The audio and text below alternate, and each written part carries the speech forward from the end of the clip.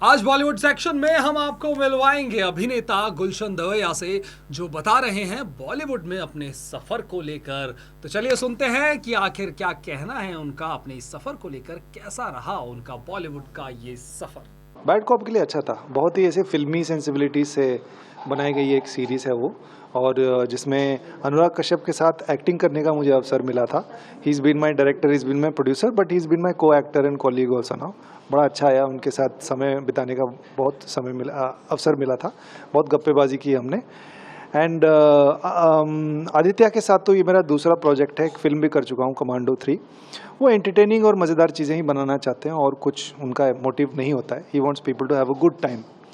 तो इससे पहले एक पुलिस का रोल किया था मैंने, जो बहुत ही एक रियलिस्टिक पुलिस ऑफिसर का रोल था दहाड़ में, और यहाँ पे एक फिल्मी पुलिस ऑफिसर का भी करने का मौका मिला। I thoroughly enjoyed.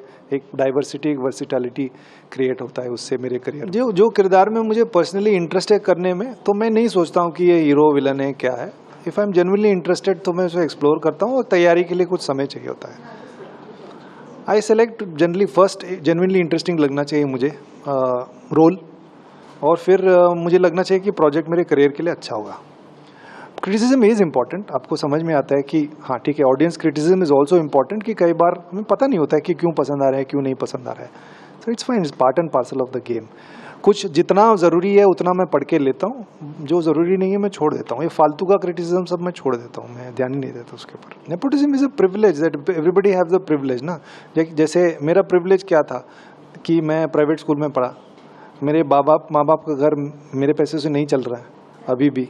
कभी भी मैं इकलौता बच्चा हूँ ना, मेरे बाप ने, हमारी माँ काफ़ी बीमार रहती है, कभी ये नहीं बोला कि मत जाओ, हमारा क्या होगा, रहो, हमारा ख्याल कौन रखेगा, कभी नहीं कहा उन्होंने। ये मेरा प्रिविलेज है, उन्होंने मुझे करने दिया जो मुझे करना था। और कुछ लोगों के पास प्रिविलेज होता है कि उनके पास एक्सेस होता है, उनके पास नॉलेज होता है कि ये इंडस्ट्री कैसे काम करता है, तौर तरीके क्या हैं, इसके बिजनेस के, थिएट्रिकल रिलीज का बिजनेस मॉडल क्या है, इसकी समझ होती है उनके पास। पीआर कैसे वर्क करता है, परसेप्शंस कितना इंपॉर्टेंट है, क्या है सिस्टम अवार्ड फंक्शंस का, ये सब का, हर चीज़ का, ये पहले से उनको पता होता है, क्योंकि इसी माहौल में पले बड़े हैं। मेरे जैसे लोग आके सीखते हैं, हमको सीखना पड़ता है, ये नहीं है हमारे पास। ये और वो एक्सेसिबिलिटी, ये छोड़ के और कुछ नहीं है। बाकी आपको साबित करना पड़ेगा, बाकी आपको साबित करना पड़ेगा। आपको जितने भी, कभी कभी कुछ लोगों को लगता है कि ज़रूरत से ज़्यादा अपॉर्चुनिटीज़ दे रहे हैं, ये वो है, ये तो आप फजूल की बातें हैं। चाहे जितने भी अपॉर्चुनिटीज़ किसी को दे दें, अगर ऑडियंस को आप पसंद नहीं आ रहे हैं, आपकी फिल्में नहीं चल रही हैं, तो यू फील। ऐसे तो बहुत सारे लोग हैं जो प्रिविलेज्ड बैकग्राउंड से आते हैं, जो सक्सेसफुल नहीं हो पाए एज एक्टर्स या एज डायरेक्टर्स।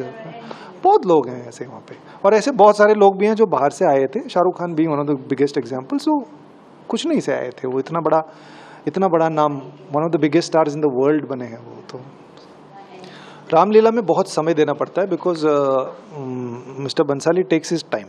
तो आपको बहुत पेशेंस से काम करना होता है। कब आपका शॉट लगेगा, कितने दिन लगेंगे एक सीन में, उसके लिए आपको समय बनाना पड़ता है। फटाफट काम करके घर जाना है, ऐसा आपका अगर मिजाज है तो नहीं कर पाएंगे। बहुत पेशेंस की ज़रूरत पड़ती है, और काफ़ी डिमांडिंग भी हो। बड़े पैशनेट आदमी हैं, आपके काम खुद के काम को लेके बड़े पैशनेट है, खुद के फिल्मों को लेके, और वो डिमांड भी करते हैं लोगों से। तो कई बार इस चीज़ से फ्रिक्शंस भी क्रिएट होते हैं। बट बहुत ही अच्छा एक्सपीरियंस था जो भी मैंने। और हर डायरेक्टर के साथ कुछ नया एक्सपीरियंस होता है, क्योंकि उनका कहानी कहने के अंदाज अलग होते हैं। उस एक कहानी के बारे में, किरदार के बारे में, उनका लैंग्वेज, विजुअल लैंग्वेज डिफरेंट होता है, उनका grammar, film making grammar different होता है।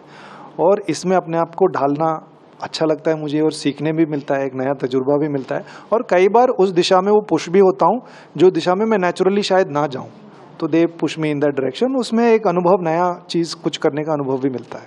हाँ, सबसे जाना माना फिल्म मेरा हंटर ही है। I really enjoyed. वो कई सारे लोग जो उस फिल्म के दौरान मेरे साथ काम किए, वो मेरे दोस्त हैं, जैसे राधिका, हर्षवर्धन, सब मेरे दोस्त बन गए हैं। We still stay in touch. और साल में एक बार अब हम लोग मिलते हैं। Hunter group, Hunter WhatsApp group मेरा भी है तो हम लोग साल में एक बार मिलते हैं। तो 2015 में, तो अगला साल वो 10वां सालगिरह होगा।